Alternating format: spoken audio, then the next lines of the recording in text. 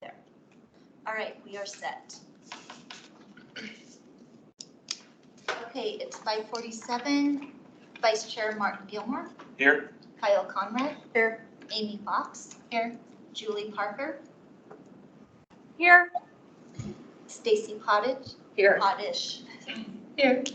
Council Member Chelsea Noonenkamp. Present. Englewood School Liaison Emily Ancona. Here. MOA Representative Tim Baca. Present. Excused, we have Chair Reese Adams, Leah Moran, and alternate member Monica Alvarez. Staff, we have Director Christina Underhill. And Library and Cultural Arts Manager Bethany Lafferty has not joined in. And Event Supervisor Tony Arnoldy. All right, thank you. Cool. Does everybody have a chance to look at the minutes? I move to approve the minutes. I second. All in favor? Aye. Opposed? Okay, I was calling up, who did the first and second? Stacy and the second. Thank you. Sorry, that was too fast.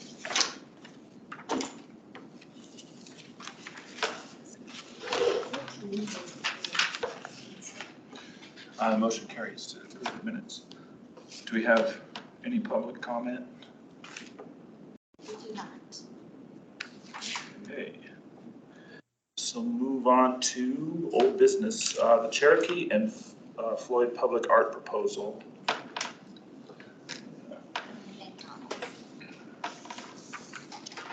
Meg? Yeah, this is Meg. Apologies, I wasn't able to be there tonight. Can you guys hear me okay? Yep. Okay, great. I've not been feeling great, so I thought joining virtually was better tonight. So I'll kick us off with kind of a recap and our request, and then Emily is in the room as well, and I've been working with her quite extensively over the last few months. So we'll kind of give you an update and go from there. So we did submit this proposal in the packet that went out last week. And just an overall recap of kind of where we are at with this project. Our neighborhood did receive a $3,000 grant from the Neighborhood Improvement Grant Program through the city. In July, we finalized that contract.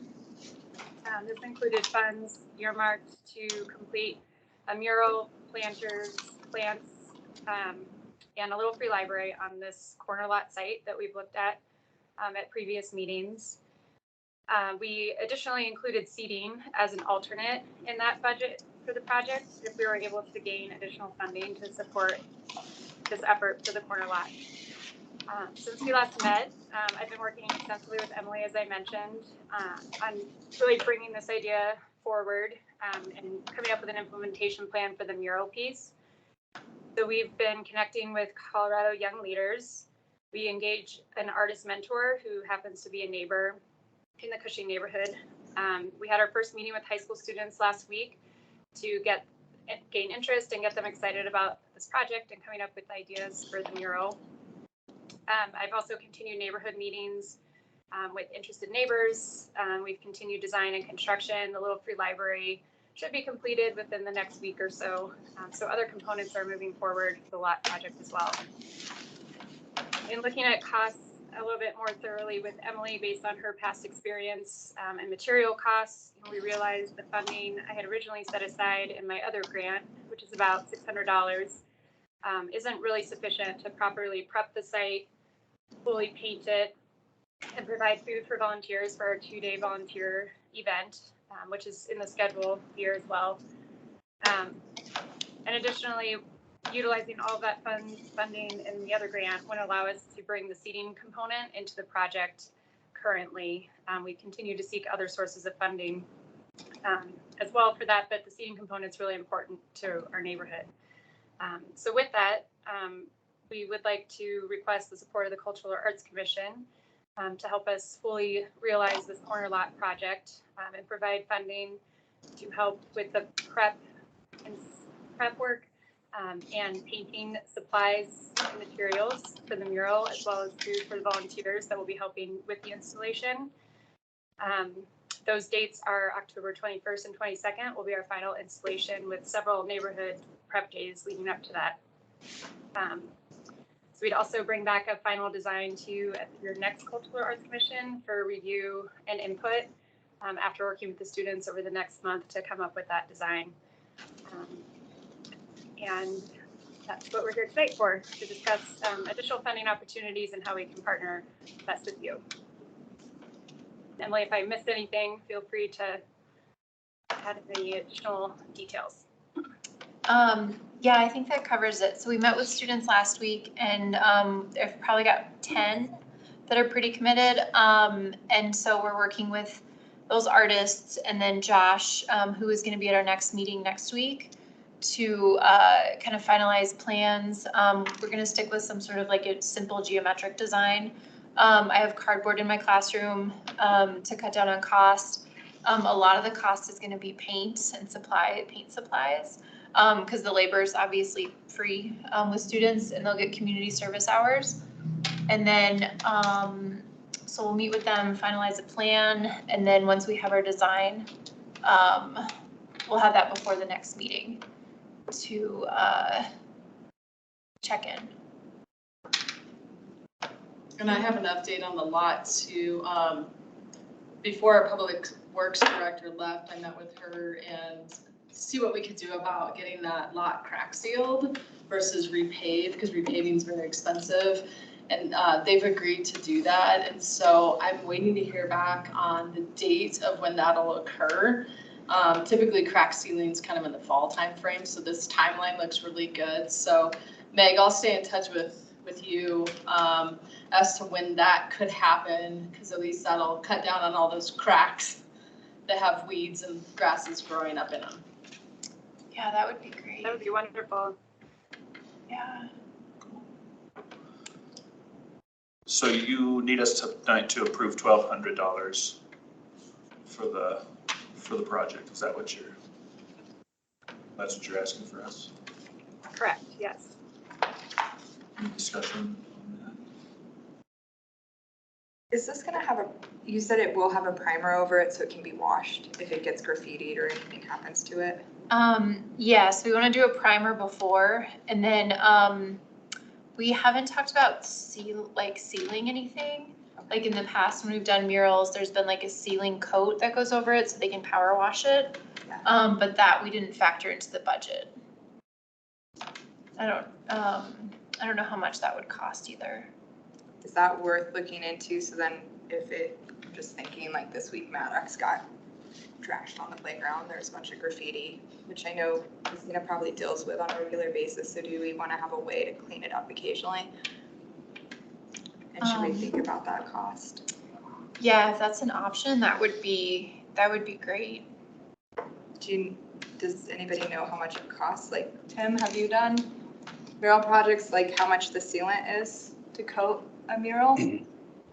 Yeah, I'm trying to recall. I think like when we did a large wall mural, which was probably about the same surface area, it was around $500 to $700. But I was gonna guess I mean, it's a little different than paint, but we've approximated about $650 per layer of paint on our lot. So if it's similar in cost to paint, I would say that's probably about. Yeah, I can't remember what it is per gallon, but I want to say it's like $50 a gallon for that stuff. 83 a gallon. But that's just 83. So how much? it goes anywhere from 28 to 83. So what on the high end, how many gallons do we need? We were estimating 25 gallons of each layer. Okay. I'm wondering too, because it's asphalt, it's not quite the same as a flat wall. If it does get graffitied, it may be very hard to clean up even with the sealant on it. So you don't think it's worth it?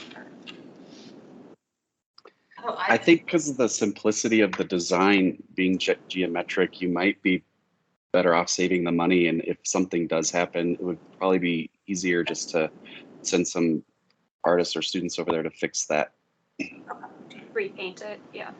Yeah. And I'm fine with that if we think that's the best option for this scenario. I just want to make sure we're thinking through that for cleanup when it does get hit. It's a good Yeah. Yeah, and I mean, when we talked with the students, we gave them the examples that we showed you guys at the meeting. So they know they're looking for simple geometric ideas, and that's what we're gonna go with. So whatever they come up with will be simple and easy to fix if we need to. Okay. Well, I motion to support the 1,200. For a second, I'll second that. all in favor? Aye. All opposed? Cool, motion carries 1,200 for the Cherokee and Floyd art. Yay. Thank you. Thank you very much. We appreciate that.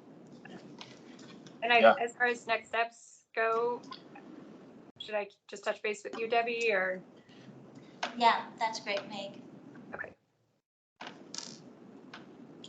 Meg, will you make sure you come back after the project is done and give us like pictures and like, I want to see the final. Yes, we definitely will. And like I mentioned, we'll be here at the October meeting. You're going to see a lot of us we'll be at the October meeting. And then we welcome anyone interested in joining us on the installation day as well. We'll be sending out communications about volunteer slots on different days. So if anyone's interested in that, that will be available as well. And then we can do a follow-up too. Tony, I think it would be cool too to like list, like, once it's all done and have like a picture up and to say thank you to all the artists as well. I think that would be great. Social media post. That's a good idea. Cool. Magazine. That'd be a cool highlight. Yeah. Newspaper. 9 News, I mean. 9. Let's go big. Englewood Murals. Today's All right. show. Thanks, Meg. Thanks, Emily. Thank you guys. I appreciate Look it. forward to seeing it. It's gonna be neat. Cool. All right, moving on to the median art. Tim gave us a lot of really great information. He responded with a lot of things about this median art project, which Reese and I were working on going through this to get the call for art posted. But with all of Tim's requests, I think we still need to go through and revamp it. And Reese is in Ireland, and I'm not sure when she's back. But there's a couple of things that I wanted to bring to the commission just about this proposal. One of the things is we had talked about, well, I guess we need to figure out what the scope of the call is. Do we want Englewood artists? Do we want metro area artists? Do we want Colorado artists? One of the things we had talked about is having existing art, which I guess if we called only Englewood artists, I don't know if that would be possible, and that might change the budget. Does that make sense to everybody? Yeah. What I just said, so, yeah, so, I don't know, Tim, you gave us a lot of good comments about all that. I gotta figure out where I wanna start with all this, because there's a lot. If we wanted to do like existing art, we could probably stick to our 25,000-ish budget. But where would we want to do the calls from, right? Like, does anybody have any feedback on any of that or thoughts on that? Because if we were doing a new piece of art, Tim said one of the things we should do is do a request for proposals, and you said, Tim, correct me if I'm wrong, you said usually it's like 1,000 per artist? Like you would choose? Well, so usually you would put out first a request for qualifications.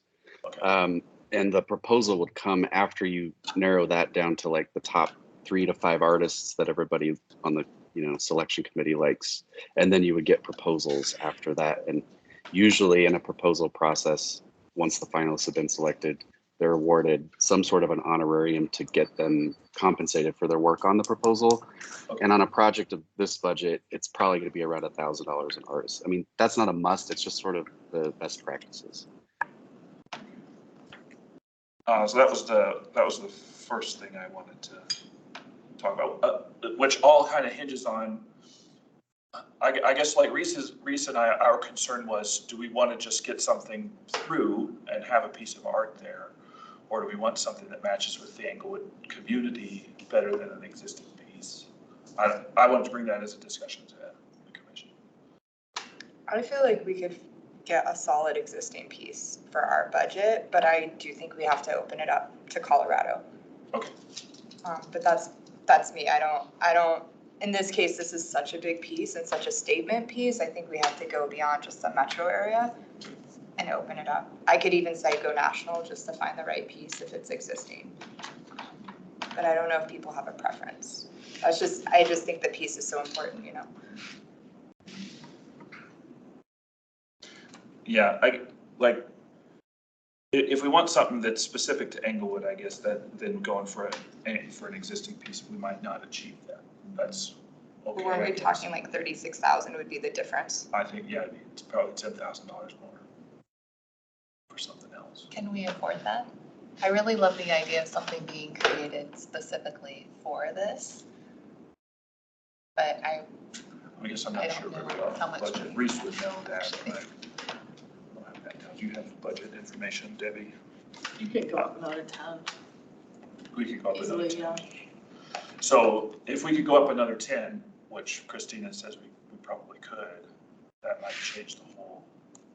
Do we feel like we have enough artists in Englewood, I'm gonna be honest, to create a piece to that size to represent Englewood with that type of material? Because we're talking a very,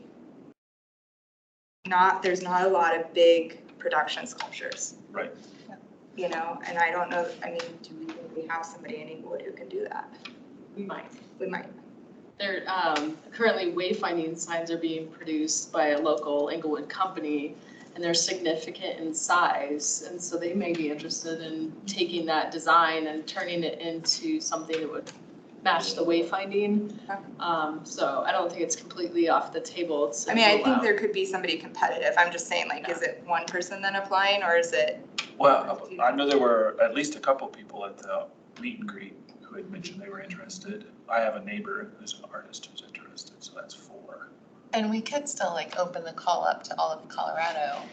And put priority for Englewood. Yeah. Well, and we put that in the proposal initially, and Tim said that's not a thing that it usually happens, but I don't know. Tim, do you have a thought on that of like?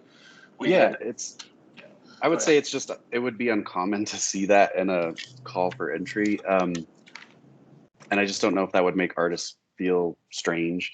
I think what would be better is if you open it up to all Colorado, because I think you'll get, more interest and more options, which is really what you want. You want to see options.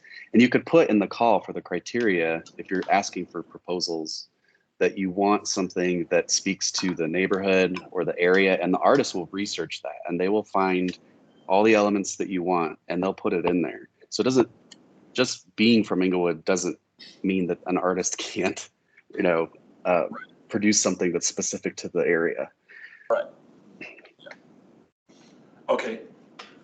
I guess that was my biggest thing. If like I wanted to have the discussion of how we wanted to proceed with that, because that kind of changes what we do with the writing up this proposal. Tim, is a year reasonable for getting a project like this done? Tim is, I don't know I'm a musician. I've never done anything. Well, every project's different. It just depends. Like the site is already ready. Is that right? Yeah. Okay. And there's already like a concrete infrastructure there to accept a sculpture. Yeah. Okay. Yeah. Well, so that saves you a lot of time. So it really comes down to, and this might be a question for Christina, what the city contracting process is, like how long that takes, because that's probably going to slow you down because the artist really can't get into production until the contract's, signed and ready to go. I would guess that probably all said and done, we'd be installing next year. It could be later too, depending on who you select, and if it's an existing piece, if it's something that's gonna be created, that could take 4 to 6 months or longer, depending on what they're making. So I would say we we get this out probably, what are we in, September, by October, get that posted. Yep. Leave it up for, I don't know, what's typical, 30 days for an RFP? Yeah, 30 days is okay. Pretend it's 30 days, and then we'll close that, and then, I mean, we can do a 2-week RFP, but I think something like this, you want it out for a little bit longer, to attract as many as you can to select from. But I kind of agree with Tim, maybe we do the RFQ to narrow it down, and then move to the RFP soon after. So that extends it a little bit further. There's no huge rush to get this done. Okay. It's not life and death to finish this by the end of the year. But I think if it's in process, we'll all feel good about that and have some nice media in art next year. Okay. How long do you think for the RFQ then? I would let's just do 30 days for everything. Okay. That way it's an easy check off. Woohoo! Do we need to revote to up it by 10,000 if we want to have a piece created? I don't know that we have to, we have to revote at this point until the proposal's ready to go. Okay, because for some reason I thought we voted on 25, but maybe we. Maybe. Yeah, but I think once this is in final draft. Yeah, I think we can just vote change on the it at that final time. draft. Am I right? Okay, that's what it seems like. The other thing Tim mentioned is to have the submissions rather than emailed straight to Debbie, which might be crazy, to use a service. Artworkarchive.com is the one he suggested, and there's a fee associated with that, but it's for us, I think it's $125.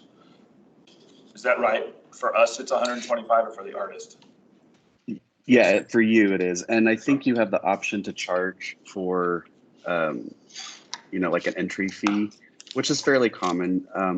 The other option is callforentry.com, and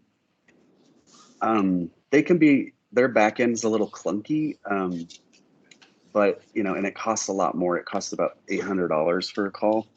Okay. So that's why I'd recommend Artwork Archive, but it's really up to you guys. Okay, Debbie says she's happy to do it too. Cool, I think those are the major discussion points. The other thing is, it says the finalists will be selected by CAC and an ad hoc review committee. And I'm not sure we have to decide on the selection committee right now, but Tim had great suggestions for have an area neighbor, an arts professional in the community, an artist, an engineer. What do you mean by an engineer, Tim? Well, if there's an engineer, in Englewood that would be interested in serving on the committee, it could benefit the committee because they could, look at proposals and quickly say, that's probably not feasible, or, oh, that's doable. It's helpful in the selection process because you have that expertise right there.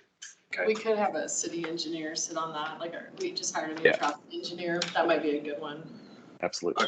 And a construction project manager, that could probably be somebody from Public Works. Those might be one and the same. Okay. And then community members. So I guess we don't necessarily need to decide on that, but just maybe make notes of people who might be good to serve on that committee. Martin, do you care if I offer a suggestion? Yeah. This is your project and for you guys to decide what you want it to look like, but something that you could consider is something that also speaks to the history of the community, and maybe someone from the Historical Society. As we're growing and changing, how are we also linking to where we've been and some of that foundational piece? And there's a lot of things that could be interesting, so maybe something for you to consider there as well. Yeah. Yeah, cool, thanks. Okay, well, does anybody else have any thoughts on this? I'm going to try to keep putting this together and bring it to the next meeting for us to vote on, but I wanted to get feedback.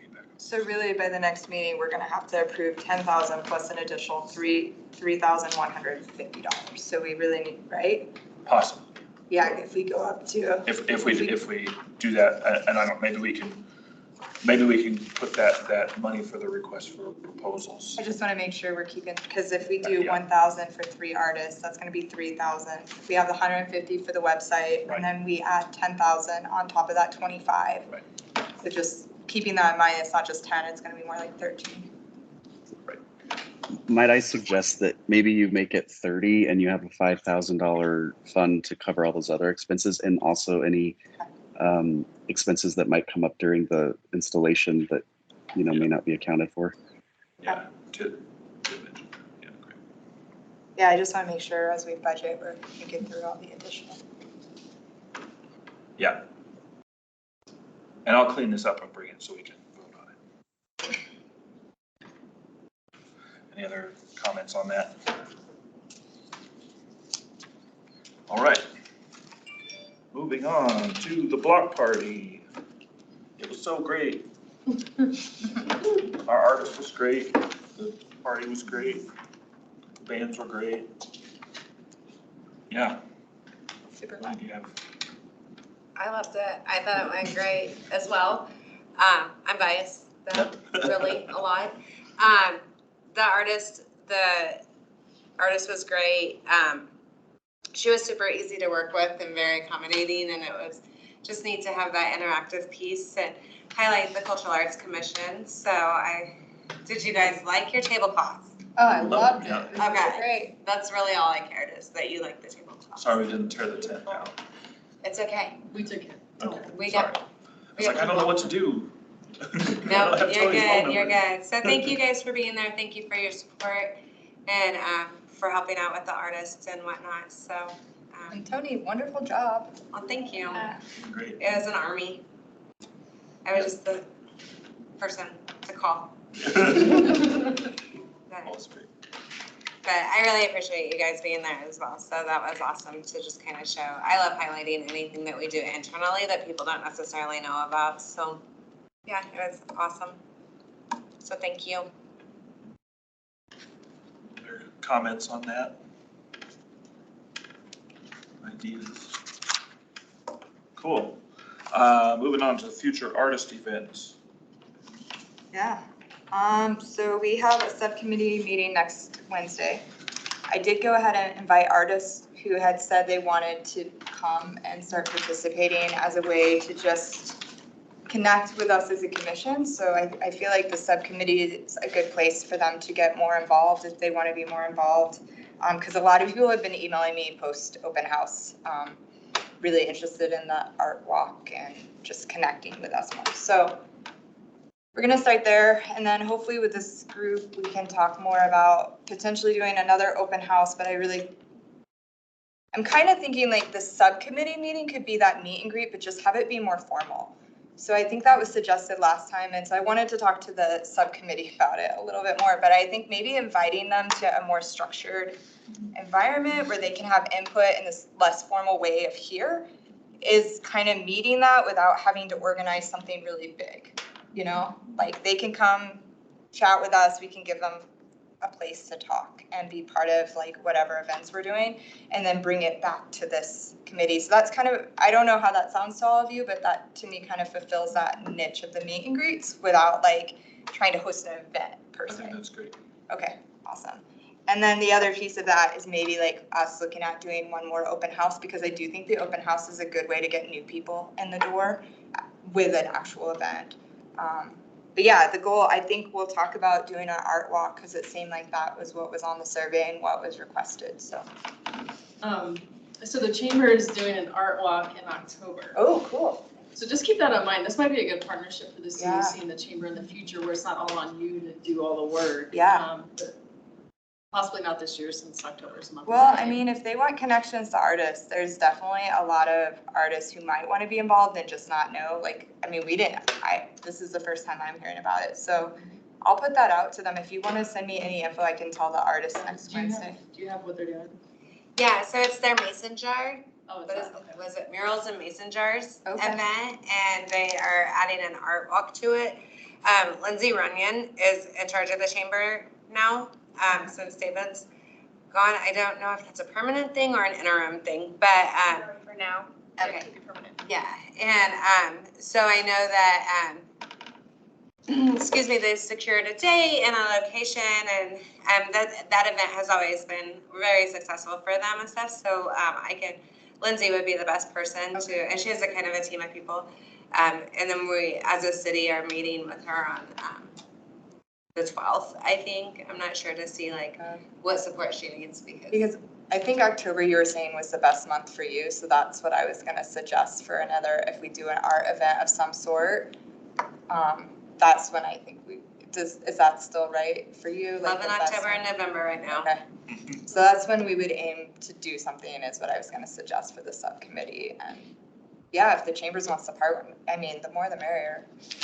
So I think I'm sorry, I don't have they have the date and stuff and the location, so it's more of in the neighborhood type area than, but yeah, Lindsay would be the best person to connect with. We'll talk to her, and then maybe next year we can partner and help expand it or build upon it or add a studio art tour component. So cool. All I have.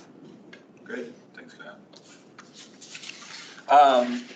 Then moving on to the last thing is the Englewood Art District. This, I asked to put this on the agenda, not because I have anything super specific to talk about, but at the artist meet and greet, Chelsea mentioned doing an arts district, or seeing what it would take for Englewood to create an arts district here in our community. But just when I first started with the commission in 2018, something that was like it being discussed, and we haven't really discussed it since then. And there's a lot of, I don't know, a lot of benefits, I guess, for artists in our community if we get an arts district put together. But we have to kind of figure out what that means to us here in Englewood.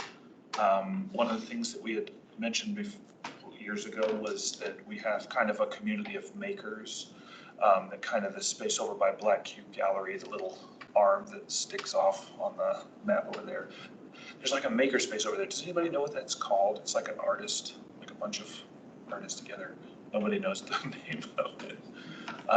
Does anybody know what I'm talking about? We've been to the Cube. Not the Black, it's not the Black Cube, but there's like a, Tim, do you know about this? Like, there's like a. I'm not familiar with that, no, but Okay. I want to know about it. Yeah, because nobody gives me the name of it, or nobody so far that I've talked to has known the name of it.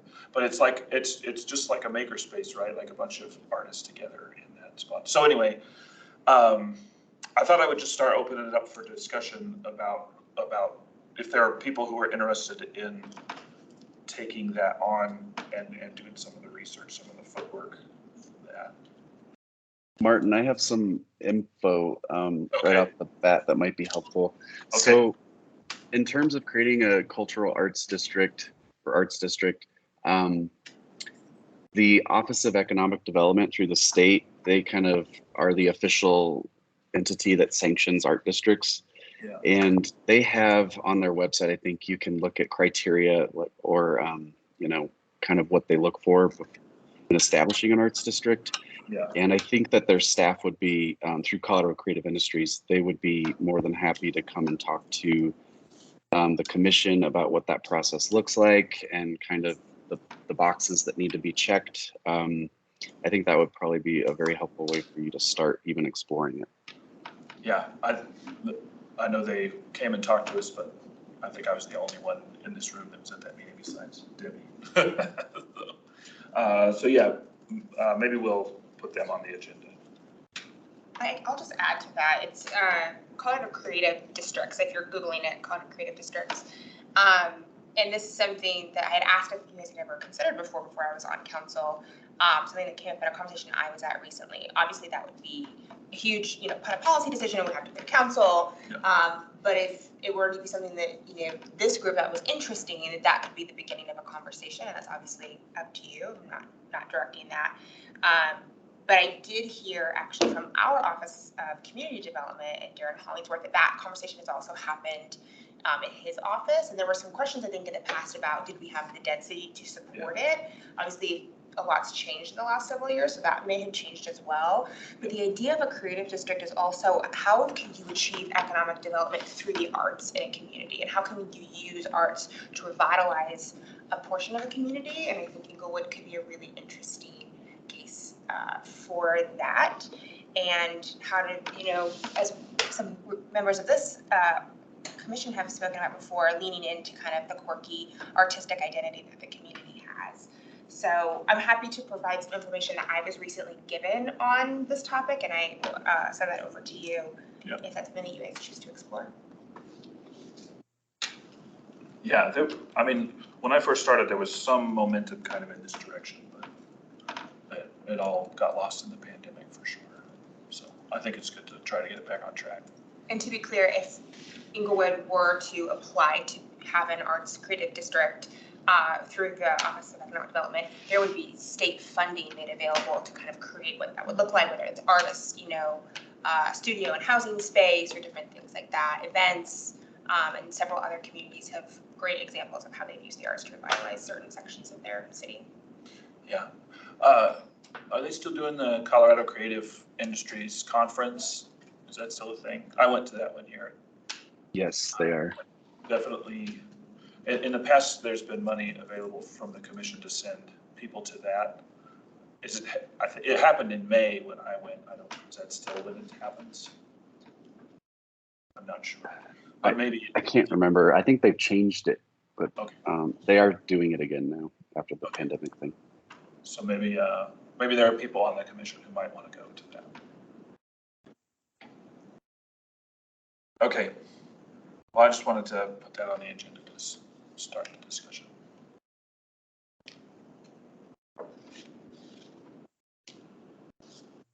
And I can look up the stuff on the Colorado Creative Districts, but if there's somebody else who's interested in helping spearhead that. Anybody else? I can kind of support, but. Okay, that's fine. I also could kind of. The conference is June 1st and 2nd Okay, of great. next year.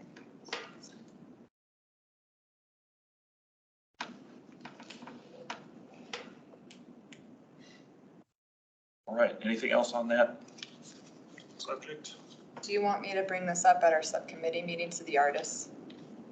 Sure. Do you think there would be? This was kind of the reason that we started that artist email list, our artist inventory, Yeah. quote unquote, was to see who was here and what our density was. I'm also meeting with the Colorado opera folks next Oh, week. cool. They wanted to have a one-on-one meeting. Is this something you think I should bring up to them as potential interest for them to get involved? Because maybe it's also creating an ad hoc committee like we would for this, to have a group from like the other group who's working on it so that they can collectively help work on it. If there's multiple groups in the city working on it, maybe it's about like creating a subcommittee. Yeah, and I don't think, no one's currently working on it. I just know Okay. in previous, when it's come up in the past, there have, Oh, okay. in our kind of I community wasn't sure development, if like economic that. development. I wasn't Yeah. sure if they were also part, so I was like, No, maybe it's they need to. They're aware of previous conversations. I think it's worth talking to folks about it. You can bring it up at the subcommittee, Okay. and we can look through what the specific requirements are. Okay. And I was just thinking maybe there's somebody we can have like sounding boards. We could do it at this meeting, but if there's somebody that I can. Okay. I talk to Reese all the time, which is great, but if there's other people who want to be involved. Yeah, go ahead, bring it up, I guess. Okay. All right. Upcoming events, markets. Yeah, we have a market on the 17th, and then October is the trunk or treat. It's on October 22nd. So it's kind of like the fall market, trunk or treat, all happening at the same time. And then November is the bazaar at the Malley Center, and then holiday tree lighting's the first Saturday in December. So, yeah, are we having music at the Yep, market? Spencer So Crawford. that's been great. So thank you all for that. And then, yeah, just rolling and excited. The tree lighting's always super fun and exciting. So I think we'll have the DJ and stuff again this year. I'm not sure. I'm hoping the school will be there. Not sure if it will be the band or the choir or what we'll have going on. But in talks with them. So I hope that you guys got to see them at the block party. I was excited. They didn't get to perform for very long because of our little wind microburst, and it started raining, and they're like, our instruments. I'm like, oh, just go. But yeah, no, it's, so yeah, I think all of the remaining events are gonna be great. Super well attended. Obviously trunk or treats, thousands of people, and then the tree lighting. Always depends on what Mother Nature wants to do that day. So, we might be in shorts and t-shirts, we might be in winter coats and shovels, so. But yeah, I invite you all to come out. The next one, the September market's at Kaiser. at the Kaiser parking lot again. Super excited about the relationship that I've been able to build with Kaiser and King Soopers over the summer. So I'm looking forward to some really cool things next year for us being able to utilize those two very vacant open spots that are in the middle of our city. So thank you guys, and thanks for setting up all the music for all the kids. No problem. Any other events to announce? All right, moving on to staff's choice. Staff. Well, so Cushing Park is under a remodel right now, and the skate park was demoed this week, and we were going to be saving the murals, but they got tagged. And I'll pass my phone around so you can see what they were tagged with. It was kind of unfortunate that it happened. The tag's not horrible, but it's not recoverable to get the mural back. And so that skate park was demoed. The two pieces where the mural was painted, they were salvaged and saved, but because that skate park, those pieces were over 20 years old, some of them did fall apart when they were being removed. So we're debating on, do we keep it, do we scrap it? Not really sure where we'll replace it or put it, whether it be in Cushing or somewhere nearby. So it's tentative. Like, that was a free mural we got out of these people. Not great, but it wasn't bad. So that's kind of the unfortunate update for the murals over there that the kids did. So,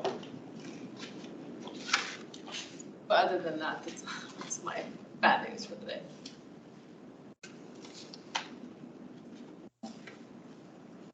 Christina, are we considering any kind of alternative to traditional murals? Maybe it's like wrapping things in a different material if it's easier to address with the graffiti issue, or? Yeah, so like the traffic boxes that have been wrapped, the graffiti is pretty easy to take off of those. This one is just the whole thing got painted. Yeah. We can't remove that. It would probably remove the mural underneath. But I think there's other alternative ways of doing murals that we could look into in the future, and new technology is coming out too. So you never know what might pop up and have an artist that wants to try it. So I know there's still a desire to do like a Welcome to Englewood or Englewood mural over at Dartmouth and Santa Fe. Along that, originally I think what was proposed is to put like Welcome to Englewood up near the tracks, but logistically to do that, we'd have to shut down roads. And so having it off to the side, we just recently redid those planters, the tiered planters there. They're looking pretty good. Plants are coming in. And so that'll be another opportunity for a mural in the near future that we could do if we have artists interested. I don't think I'd want to have students up there because it is on Santa Fe and Dartmouth on a very busy corner. Even though it's elevated, it may be a little dangerous. So probably having a professional artist come in and do something with that. So that's a near future opportunity for another mural if we are all up for looking for an artist to do that.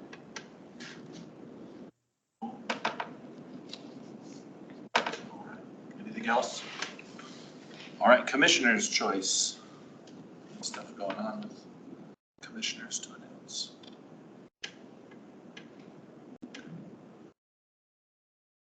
Right, that's all. We're adjourned. Thanks.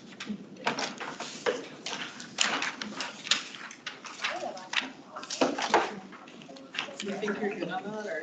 I don't know.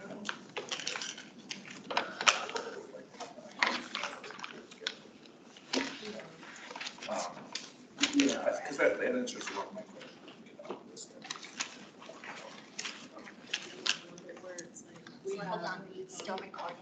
3 pedestals. And so It's been a long one. October 8th.